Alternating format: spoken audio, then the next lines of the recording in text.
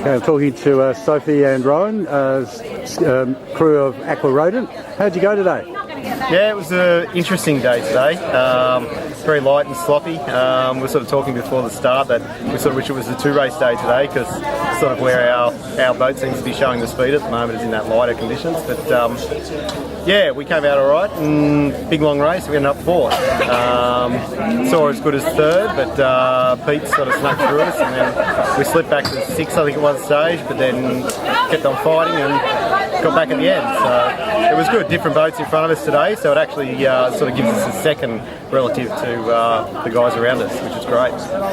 Sophie, tell us what Rohan's like to sail with. Yeah, he's pretty good. Things are always a bit intense on the boat, but yeah, no, he's a good skipper, and yeah, we're doing pretty well so far, so very consistent. Do you sail together in the MGs? Yeah, we do. Yeah, we have the MG Nationals 2 weeks away from today.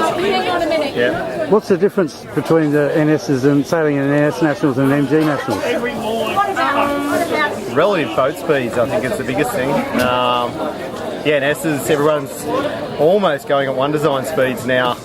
There's not many differences in it. The MGs, there's still some gaps, particularly downwind, where we found last year a couple of boats had a bit of an edge downwind.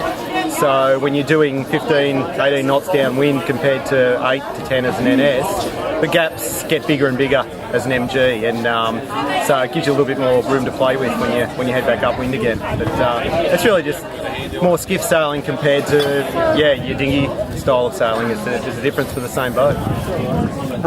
Tell us about how you go about your starting procedure.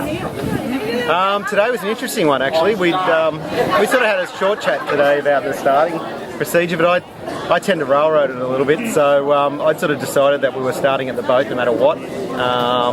And today we were actually got very crowded and were forced over with about 20 seconds to go, which ended up being a good thing. We tacked around the boat and we're only a second late over the line, just be on the wash of another boat who was going a little bit slow, so we just sailed out and around it. So today our plan stuck. It didn't go 100%, but we recovered quite well. Yeah, normal days planning for the start. We sort of talk about where the wind is and what the fleet's doing, and then sort of make sure we know where our competitors are around us. Tell us who you think might take the title out. It's going to be close between Hugh and Peter, I think.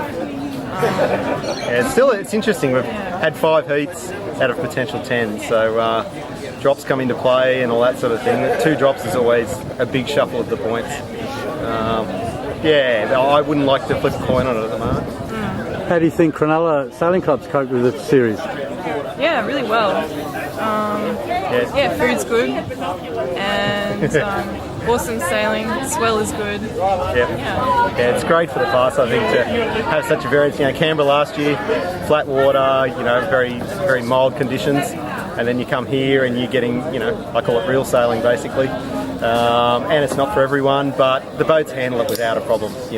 I'd be quite happy out in 4 metre swells in the NS, and I know half the guys going to Hobart don't want swells like that. So, yeah. And what are you guys aiming for?